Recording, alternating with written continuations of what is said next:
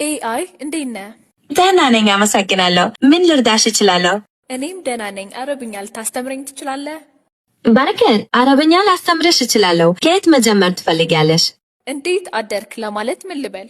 እንዴት አደርክ ለማለት በአረብኛ ሰባህ አልኸይር ይባላል። መልስሽ ሰባህ ኑር ይሆናል።